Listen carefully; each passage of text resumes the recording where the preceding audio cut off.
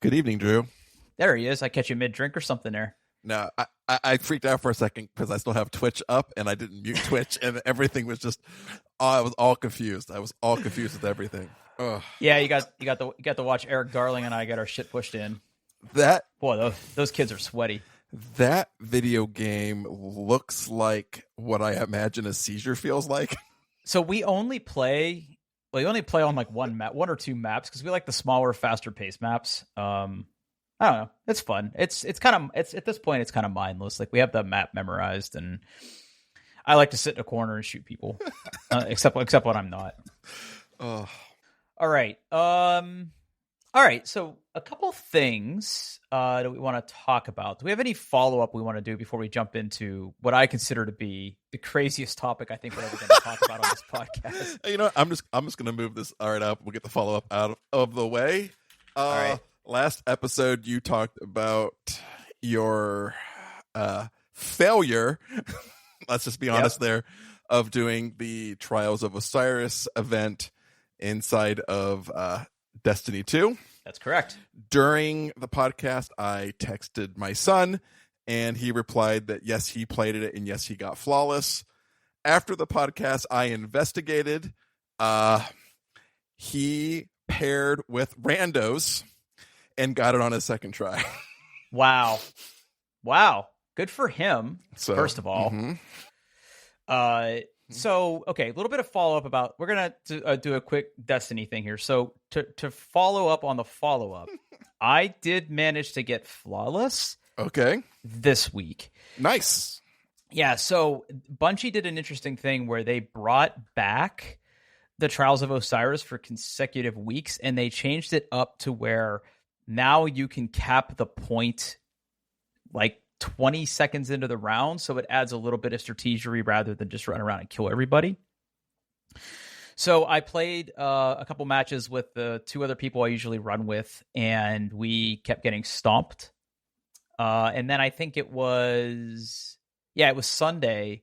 This past Sunday, I queued up with two other people that I've never played with before, and within 3 games, we kind of had our rhythm down, and then I managed to go flawless. So all's well that ends well.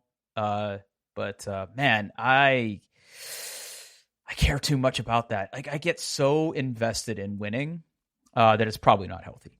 It's probably very, very unhealthy.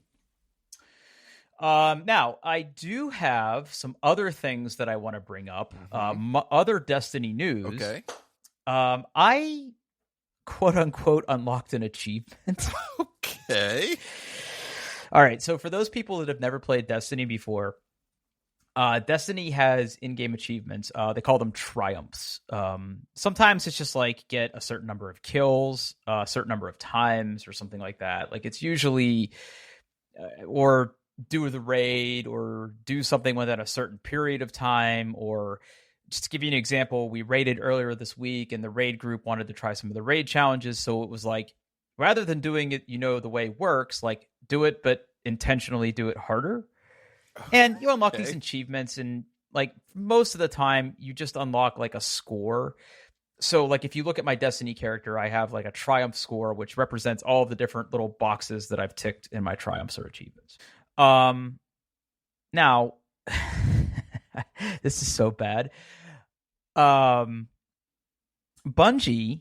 takes this a step further, to where if you do certain challenges, you are then entitled to spend real money on physical rewards. Oh. Congratulations. I don't think that's the word I would use. So the gist of this is a program called Bungie Rewards. Okay. So I'm going to put a link in chat. And let's see here. I'm going to put it underneath my news. Okay. So this is called Bungie Rewards. So the way this works is you play the game, and certain in-game achievements that are, for the most part, time-gated. If you do them before a certain date, that unlocks on your Bungie account something that you can get. So if you go to Bungie Rewards, if you go to the link I just sent there, you can get a peek at some of the different things that you can buy. what I would really like you to do, Paul, is sort of scroll through this list and Okay. see if you can figure out which one of these things I bought. Okay. There's a t-shirt. I don't feel like that's your thing. Mm-mm. Maybe pins, but I don't know. There's a Nerf gun. Okay. Oh, do I have to change pages here? Let's see. There's a hat. There is an absolute god awful looking hoodie. Yeah, that hoodie is not pretty. The coin set looks neat. Okay. Strange coin. Is it the boots? No, it's not the boots. It's not the boots. Not the boots. Oh, okay. No. Okay. Oh shit. Did you buy the? You're warm. Did you get the? You're warm. Did you get the Witch Queen pin? Because you're the Witch Queen now. No, I didn't get the Okay, Witch Queen because I'm not okay, the Witch Queen pen. But okay. you were warm with the boots. I was by the way. warm with the boots. You were warm. Okay, I was warm with the boots. Okay. There's a jacket. No, I don't think that's it. The beanie? Nope. Shit, Drew. I don't know. All right. So I got this. Okay. Hold on. Let's put the link in here. It was the jacket. Oh, okay. It was the jacket. Yeah. So Okay. I want you to read this item, Okay. and I want you to describe it to the listeners who never look at our show notes. Go ahead. Okay. Bungie Rewards 2021 Vault of Glass Raid Jacket. It is no longer available. In recognition for completing the 2021 Vault of Glass Raid by the second reset, an exclusive Vault of Glass Raid Jacket will be available for purchase. Mm-hmm. The Vault of Glass Raid packable anorak jacket is made to order and all sales are final. Blah, blah, blah, blah, blah, blah, blah. Again, says all sales are final. We're not taking this shit back. Yep. Ooh, the sleeves feature a hidden zipper. Then there's another hidden zipper on the inner left of the jacket. It's true. Is this for your everyday carry? It certainly could be. It certainly could be. But keep reading. Keep reading. Okay. But there's the price. You can add personalization. Another all sales are final. In bold this time. All caps in bold, by the way. Three. Okay. Trying to think what you're trying to get me to read. Packable anorak jacket, custom sleeve embroidery, unisex and women's sizings, 100% polyester. Ooh, it's got a breathable TPU membrane, so it's waterproof. I don't even know what that means. Main pocket contains a concealed pocket. Okay, again, that's all right. Okay. All right. So here a couple things. One, the price of this was $150. Well, yeah, $150. Yeah, $150. Now, when I first saw this thing, when I got the email notification like, "Hey nerd, you did this thing. You can now spend real money to you've unlocked our special good boy tier to buy this thing." I saw it and I'm like, you know what? Daddy needs a treat. Now, the other thing you read is this thing. I had to complete this by the 2021 Vault of Glass reset. I want to say this was back in June of last year. I think May. It was May. Estimated shipping window. It says 5 to 6 months after placing order. Wow, they are good. They are good at logistics. Nope. I literally just got it Wednesday. It took almost 1 full year to get this thing, and I know, because of everything. right. Like gestures and everything. I didn't get this jacket until this week. All right, now, why did I do this? I don't know. It's probably the best answer I have. I have enough jackets, and I really, really fretted over the size. So let me talk about the jacket. First of all, it's actually a pretty nice jacket. Like, I expected this to be trash and like really super thin and like probably going to fall apart when it gets wet. It's actually a pretty solid jacket, if I'm being 100% honest with you. It feels pretty sturdily constructed. I really like the design of the liner. It has like this Vex thing going on in there. And it's on the outside, it is ostensibly a black jacket. Now, just, to sort of not bury the lead here, like, I'm also qualified to also purchase the Vow of the Disciple raid jacket. But I think this thing looks pretty goddamn hideous. I like the liner. I don't like the ribbons on the front pockets. Drew, you better be careful if you wear this jacket in public, because someone is going to beat you up and take your lunch money. Well, it doesn't stop there, unfortunately. So I did do the customization. So on the right-hand sleeve, I don't think they have a good picture of it. On the right-hand sleeve, if you look at the picture of the jacket where it sort of shows the jacket closed and the jacket open, on the right sleeve there is basically there's a patch, and then underneath the patch there is a fabric strip that you could customize what you wanted it to say. So I put my Twitter handle on there. As one does. Mm-hmm. Yeah, I mean, my actual Bungie account name, yeah, my lady. My actual Bungie name is the same as my Twitter name, but my character name is not what that is. But I didn't think it was good. I didn't think my character name was going to fit on there, so I just did my Twitter name.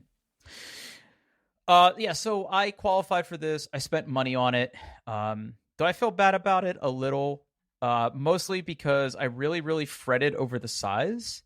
I'm a weird shaped person who lost weight, so I'm somewhere between a medium and a large. So I hedged and went with large for this one. The actual jacket fit is too big. The sleeves are just a tad too long. Hey, all sales are final. All sales are final. So I can't do anything about it. But I've worn it a few times to walk the dog, and I would wear it out in public, but I really don't want women fainting everywhere, so I'm probably not going to wear it like anywhere nice. Yeah. But yeah, that was Drew's big achievement in Destiny that I finally got. I finally got my good boy raid jacket. Congratulations, Drew. Congratulations. I know. I mean, I don't want your thanks, but I'm going to expect it. Oh yeah. I mean, I know. Next time we go out, I'm going to wear it. Oh. I do like some of, if I'm being 100% honest, I do like some of these pins. The Vow of the Disciple pin, which is $20, I think it's pretty cool looking. I would probably buy that and put it on my backpack. The coins, like the medallions and things, I don't really care about. The Nerf Gallarhorn is cool. I don't think it's worth $160 to terrorize my dog. Because it's literally just plastic around a giant spring. Yeah. And it looks like Gallarhorn. But yeah, that's my big Destiny 2 update. You'll have to ask Zach if he went flawless with the Trials Labs thing that they did. Okay. But he probably did, because he's like probably way better at Destiny than me. He's been playing a lot more Elden Ring recently, so I don't know how much time he's been given Destiny, but did he finish that game yet? I don't know if he's. I don't know. I don't know. All I know is the other day he made sure that I saw his character, because he was very proud of his large fat man who carries a big hammer. His large fat man. Yeah. So he's a Titan. Yeah. He likes playing the up close and personal with big weapons. He claims that anyone who plays a spellcaster or a ranged character is playing the game wrong. So I think he's really embraced the spirit of Souls-like games. So yeah. Oh no. Mm-hmm. Yep. Wow. Yep. Wow. Mm-hmm. Well, good for him. Yep. I still want to play Destiny with him sometime. I've just been bad about trying to hook that up. Okay. Let's move on to our bigger news of the week. Now, I'm gonna set this one up. Okay. This is so. First of all, I'm dying to know how this even happens. So if you're a regular listener to this podcast, first of all, thank you, all 6 of you. The other thing is we've talked about literally dozens of topics on this podcast. Like I can't even. Like literally, like if you look at our show notes and our show docs or whatever, like it's literally just a stream of consciousness. Like sometimes we come prepared, sometimes we just sort of free ball it and we just figure it out as we go.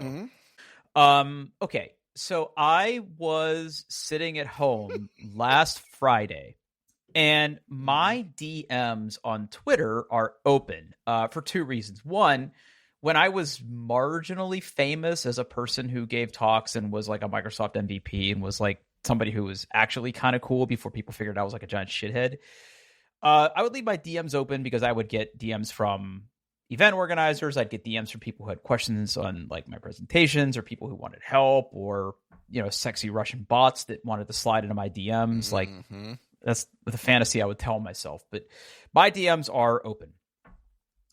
So on Friday, there was a very, very curious string of events that happened in rapid succession. And I didn't really know how to take it at first. So here's what happened. About 10 a.m. on Friday, I'm sitting at my computer and my phone dings for Twitter because I have notifications turned on.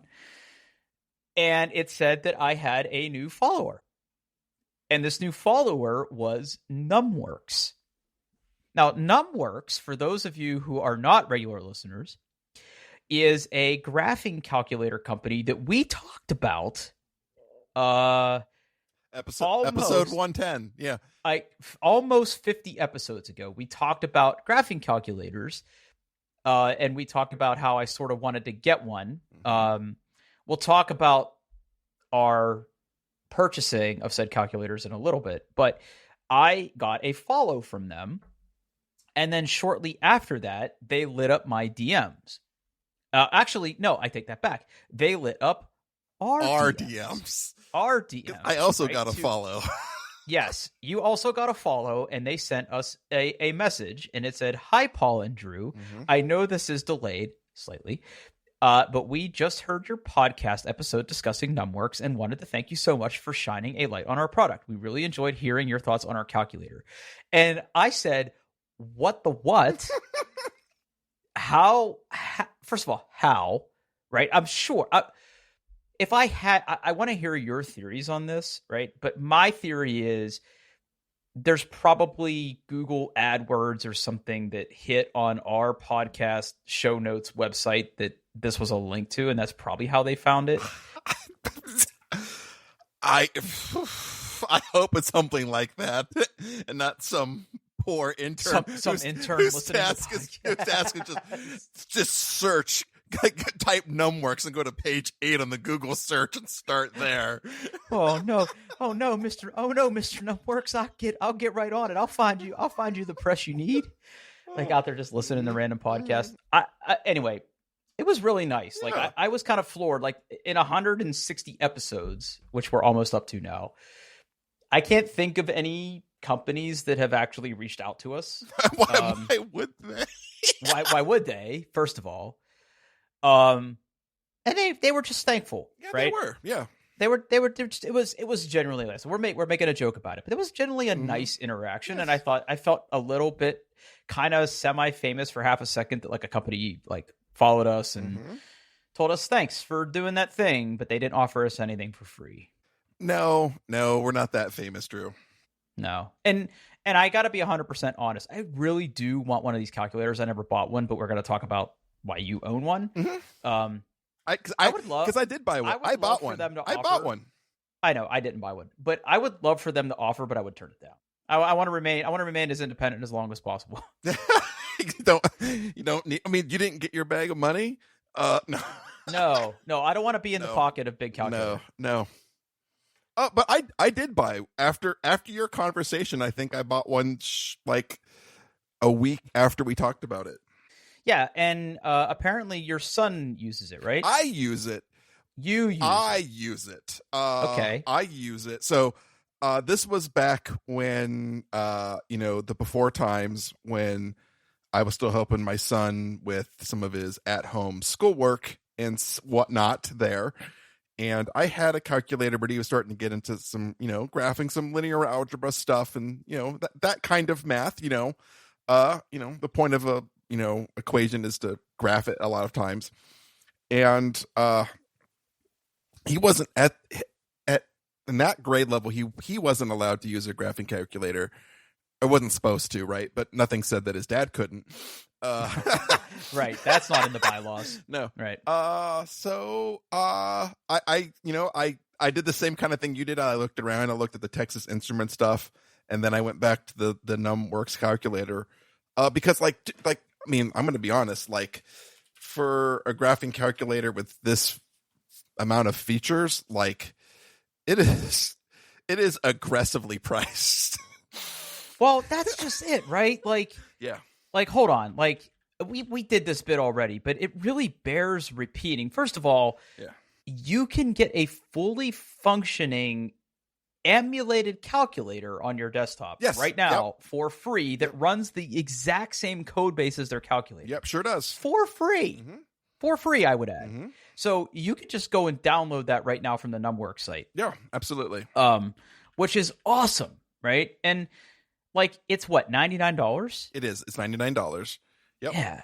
So I'm trying to think like what the most direct competitor to this is. Like, for going price for just a minute.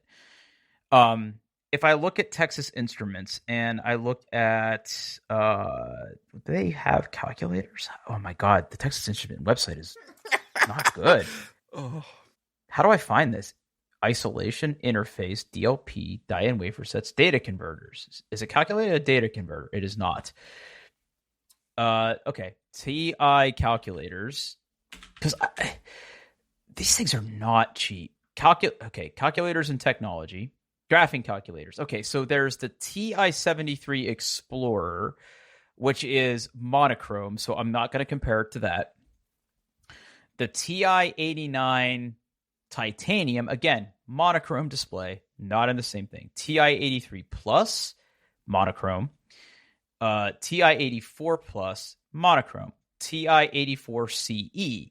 Okay, now we're talking. This thing looks like it has multiple colors, so let's just see how much this thing costs. Can I buy it from here? Can I buy it from your website? Probably not. Where to buy? Purchase. Okay, so there is TI-84 or TI-84 Plus CE at Amazon. Okay, I clicked the Amazon logo. You would think that didn't work. I'll click these little inconspicuous arrows. Okay, TI-83 Plus CE color, $124. And that is with a 7.5-inch screen. Let's look at the TI-89 Titanium, which that thing does not look like I would enjoy using it. That is TI-89 Titanium, $129. So, okay. I guess they're... well, first of all, I think the Numworks calculator, number one, looks nicer. The TI Inspire. Okay, now hold on. Okay. The TI Inspire, that one is $134. So it looks to be anywhere from $20 to $40 cheaper for the feature set that you would be looking for in this thing. Yeah. The TI Inspire CX2 CAS. Oh, man. That is $179. So the top flight model is $180. I don't like that keyboard on that Inspire, man. Those keys are little. They are pretty little. I'm looking at a picture right now. Yeah. I mean, the display looks nice, but I mean, the Numworks display looks just as good. Yeah. From the pictures anyway. I mean, I'll give my quick little 2-minute review of this calculator. It's great. It's great. It's got a little 2-inch screen. It's hella bright. It's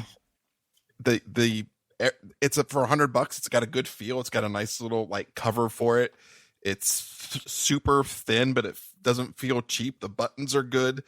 And it has all the functions someone who's helping their son through 8th grade algebra needed.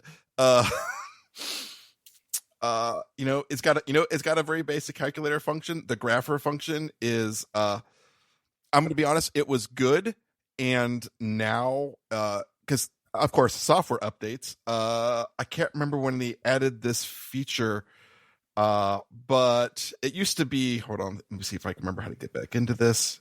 Go back up to expressions, hit okay. So you can basically graph multiple things on the same graph, right? So you go through and you set up your expressions. Well, when I first got it, it wanted everything to be in the function format of fx equals and then something else, right? But now when you go to add an element, it gives you a little template, and you can do that. Fx, a function of x. You can do a line. You could do inequality, which would have been great if I knew how to do that beforehand. Sure. Where basically, like, you can say, like, you can do a line function, but you can say, like, hey, where it's like less than 4, so it kind of cuts off the graph. It's got things that I don't even know what they are. I guess like parametric and like, so like more geometry kind of stuff. But it's great. I love this thing. Was absolutely helpful. I mean, I don't need to use it all the time, but when I do, it's great to use. So, like, what else can you say about a calculator? Like, it's good. Yeah. I mean, I still want to get one, man. I just have had so many other expenses right now that it hasn't been feasible. Yeah. But no, that's cool. I'm glad you like it. Now, you said the software update sort of ruined it? No, it made it much better. Made it much better. It made it better. Yeah, added more features to it. Yeah, it continues to get good. And one thing I really like is they have an online kind of digital manual, and it's actually like a good manual. If you're trying to figure out how to do something in math, and you need to figure out how to do it on the calculator, chances are you can find it in the manual and figure it out.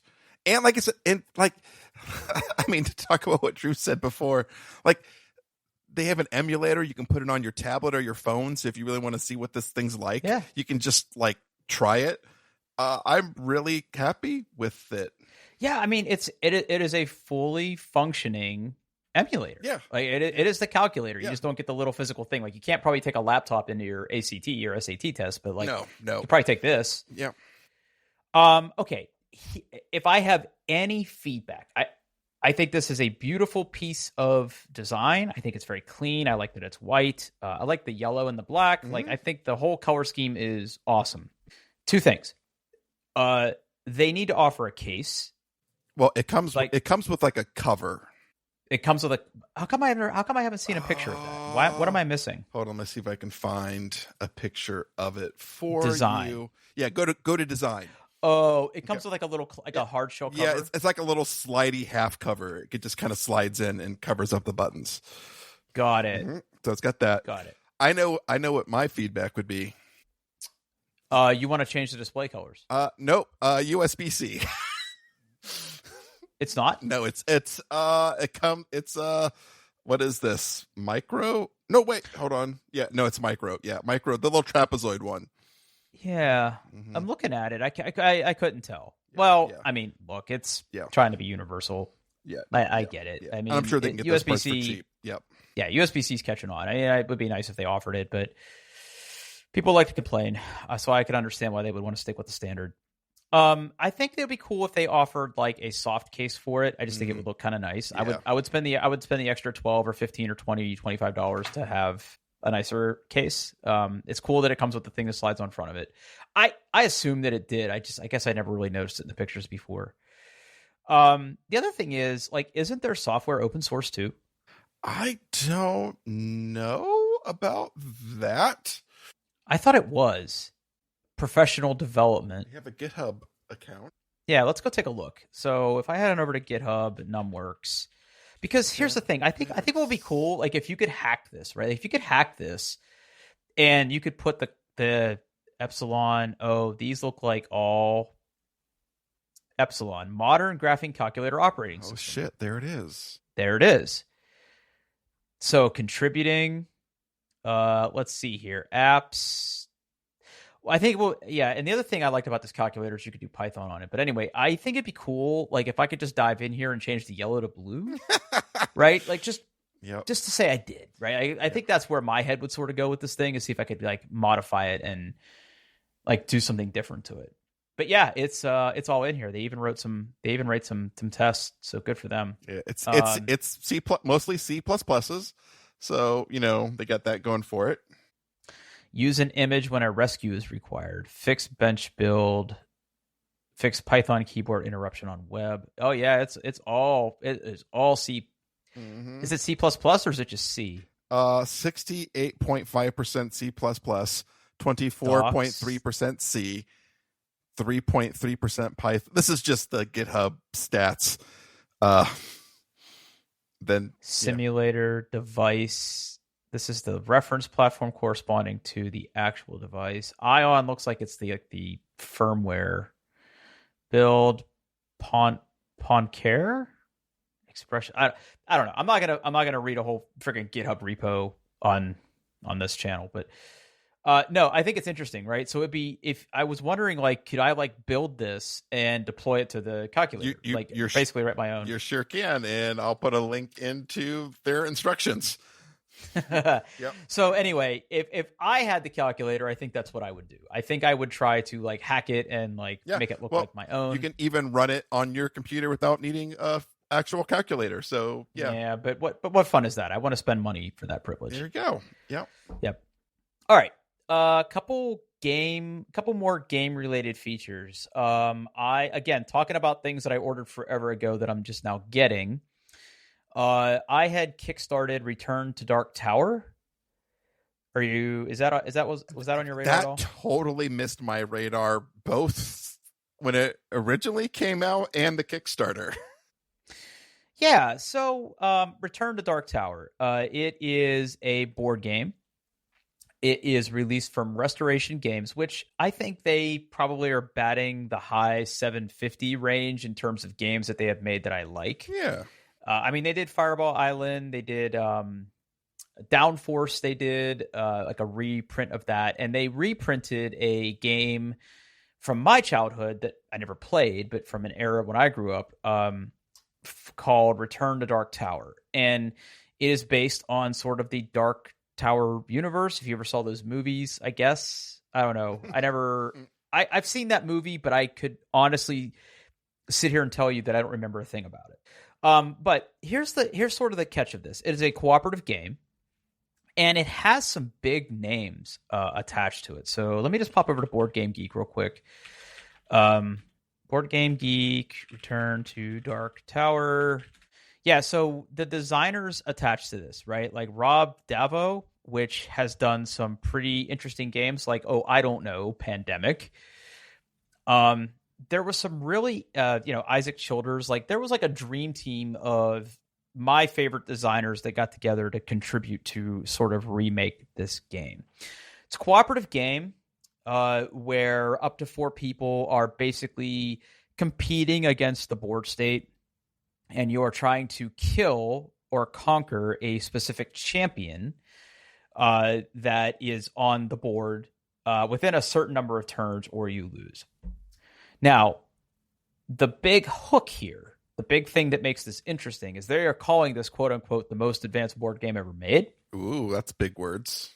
So 2 things.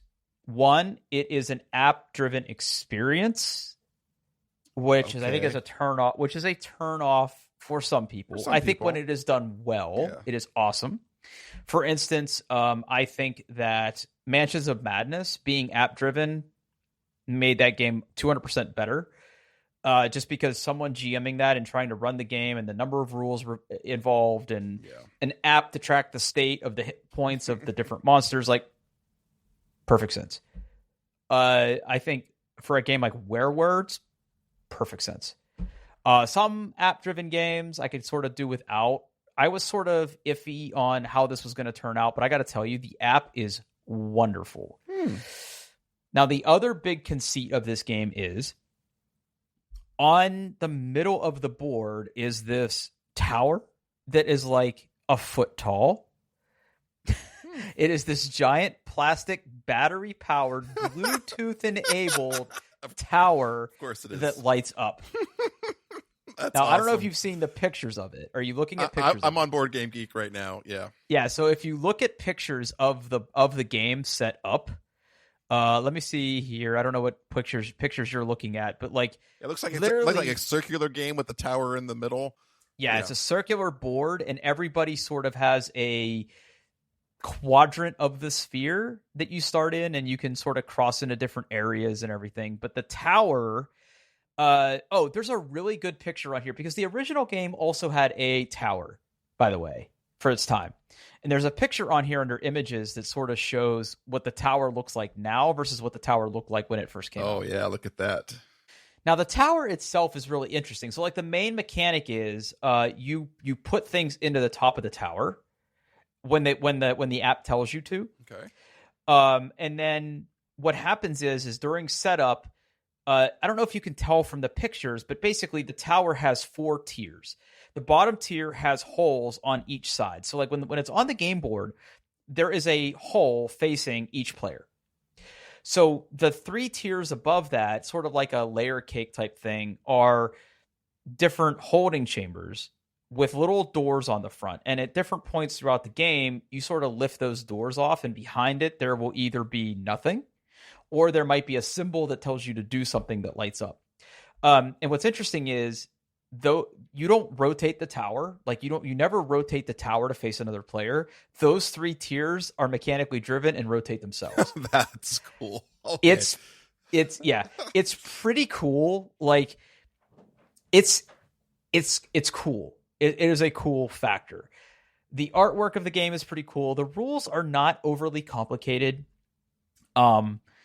The only sort of criticism I've seen is that, sort of once the novelty of the game, of the mechanics of the tower wear off, it's just like, that's an okay game. I mean, it's a cooperative game. There is a competitive variant, but it's designed to be played cooperatively.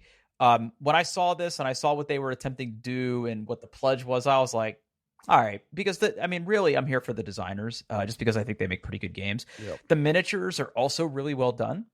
And I pledged at a level where I got the first expansion, which adds 2 new champions. So basically, each player chooses a specific champion that has like their own deck of cards, and their own abilities, and their own blessings and curses type thing, where like you can get handicaps if you fuck up. The one expansion adds 2 new playable champions with different abilities and different like corruption. The mechanic in this game is called corruption. It's very, very similar. Well, not very similar, but similar to how like pandemic viruses spread across the board. That's how corruption spreads across this board, but it like gets spit out of the tower where it's like, bleh, and like the skulls all pop out of the tower at you. It's pretty cool. Yeah. So next game night, which I'm dying to do when my schedule calms down a little bit. I want to get this to the table. Nice. I'm super excited to have people try this. The production quality is really, really, really, really, really good.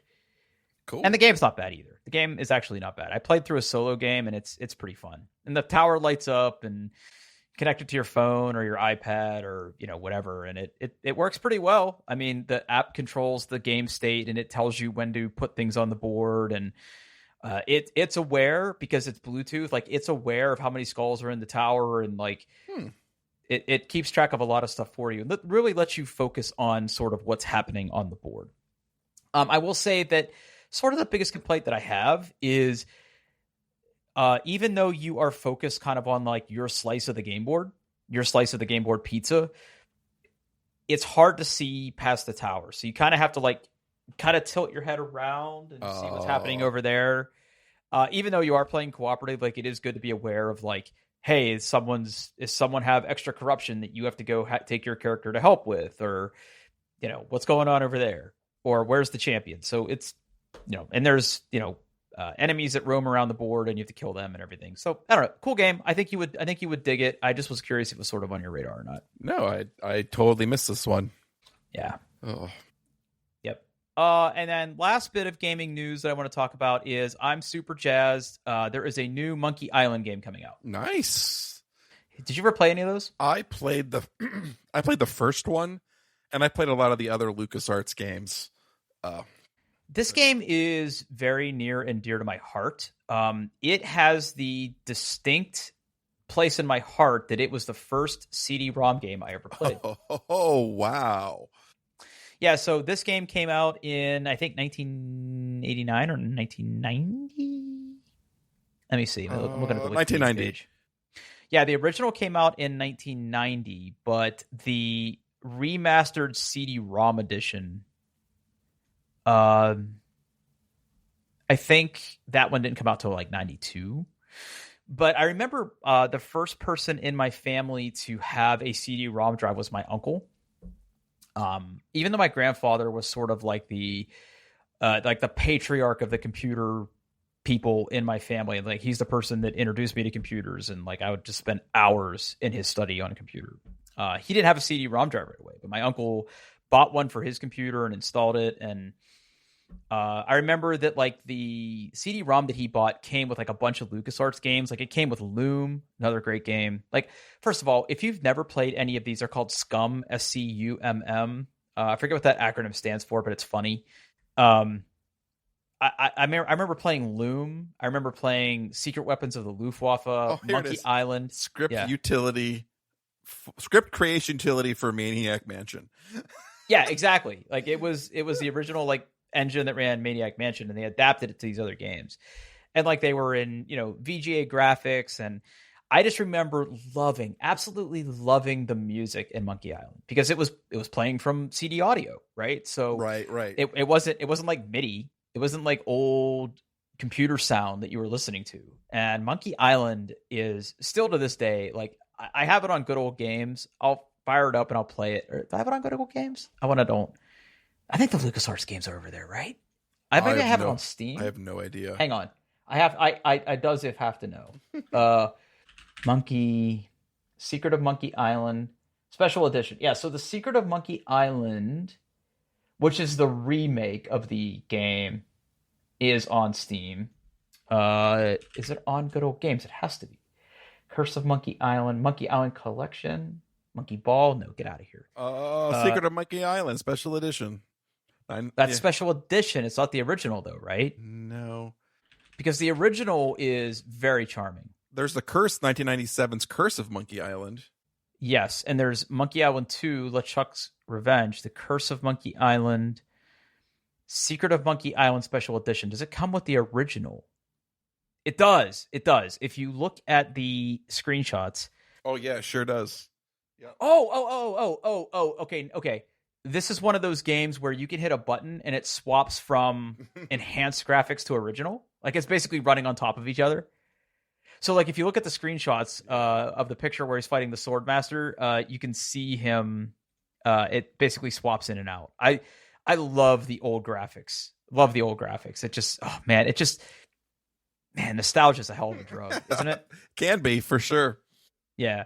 Anyway, so why am I bringing this all up? So they announced that Ron Gilbert, who was one of the writers of the original Monkey Island series, which that game is so goddamn clever. Like I remember cracking up as, I forget how old I was in 1991 or 1992 or whatever.